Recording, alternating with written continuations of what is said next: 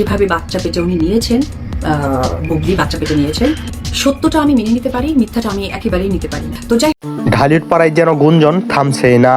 বুবলির দ্বিতীয় কন্যা সন্তান এবং সাকিবের ডিএনএ রিপোর্ট নিয়ে গত কয়েকদিন ধরেই সামাজিক যোগাযোগ মাধ্যম উত্তাল।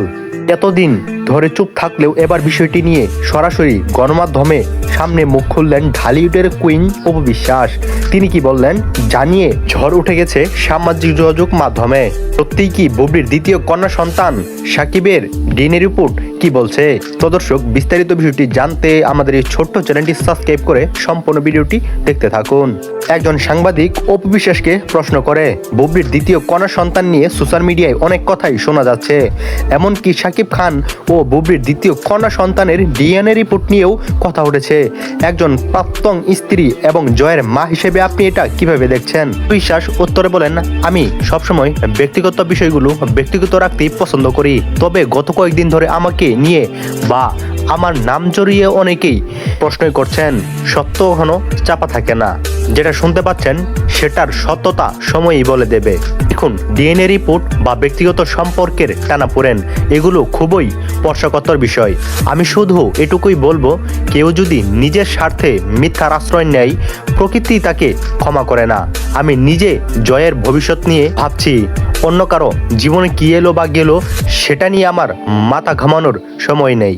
তবে হ্যাঁ, কেউ যদি মনে করে সত্য লুকিয়ে রাখে সেটা ভুল। এটার সামনে দাঁড়ালে সবাইকে নিজের মুখেই দেখতে হয়। এই রহস্যময় মন্তব্য নতুন করে আগুনের ঘি ঢেলেছে। নেটিজেনদের ধারণা অপু হয়তো এমন কিছু জানে যা এখনো প্রকাশ হয়নি। অন্যদিকে বুবলি এই বিষয়টি নিয়ে পুরোপুরি ভিত্তিহীন বলে উড়িয়ে দিলেও সাকিব খানের নীরবতা ও রহস্য আরো বাড়ছে। শেষের এই বিস্ফোরক মন্তব্য এখন top of the town. Shakib Khan কি পারবে এই বিতর্কের অবসান ঘটাতে, নাকি বুবলি নিজেই সামনে এসে পরিষ্কার করবেন? তবে এরই মাঝে সোশ্যাল মিডিয়ায় যেভাবে ছড়ানো হচ্ছে বুবলির দ্বিতীয় কন্যা সন্তানটি সাকিবের, তবে এই বিষয়টি নিয়ে মিডিয়ার সামনে এসে অপু বিশ্বাস বলেন, আমি সত্যটা সত্য মানতে পারি, কিন্তু মিথ্যাটা কখনো সত্য মানতে পারি না। তাদের এই রহস্যময় মন্তব্যের শেষ কোথায়?